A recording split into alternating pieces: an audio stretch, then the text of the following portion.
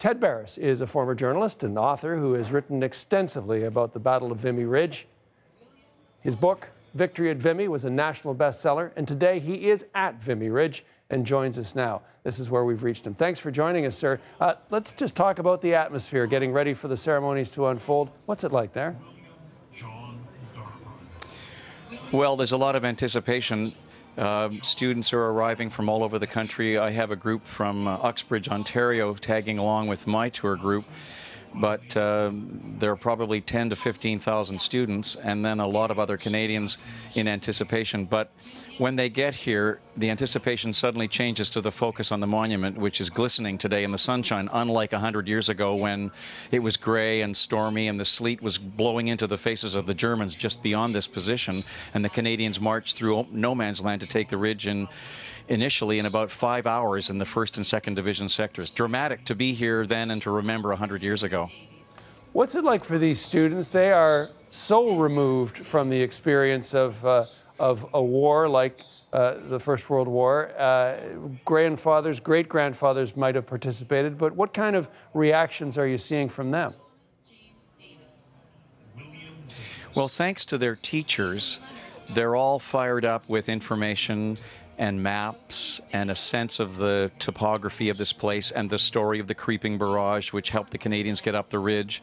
They're knowledgeable of the trenches that the Canadians worked through and the ultimate success after 4 days of battle. But I think it's when they stand at the grave sites just beyond here, back behind the lines that hold the 3,598 Canadians who died here. And these young Canadians of today stand in front of those tombstones and see the ages of the young men who served and died here, 18, 20, 24. We were at a gravesite last night just beyond here in La Chaudière Cemetery, and there was a 42-year-old man, John Pattison, who won the Victoria Cross here. But by and large, they're young people today looking at the graves of young people then, and that's when the moment hits them that theirs is a generation like the generation 100 years ago that stepped up and served. And so in a way, they're seeing a reflection of themselves, the young people here today, of a generation 100 years ago. We talk about how pivotal this battle was, but you're in the location and you're the man to tell us, how pivotal was it? Why are we celebrating what happened and remembering what happened there? This was a key point in the Western Front. To the northwest, you go towards the English Channel, and 500 kilometers off in the other direction towards the Swiss Alps was the front across which the Germans and the Allied forces fought. And it literally was right here at the center of it where the Canadians had the significant victory between April the 9th and April the 12th, 1917. Until that point, the Allies had essentially been back and forth across this Western Front, fighting over the same ground repeatedly. This was a first significant victory for the Allies along that front. Why for the Canadians? Because this was the first time in the war for them that they weren't fighting in somebody else's army. Until this point, in 1916-17, when the Canadians arrived here to prepare for the battle, they had been farmed out to the British Army and the French Army, and they were colonials. They called them the Umpty-Umps. They were everywhere. But here, nearly 100,000 Canadians for the first time were fighting side by side.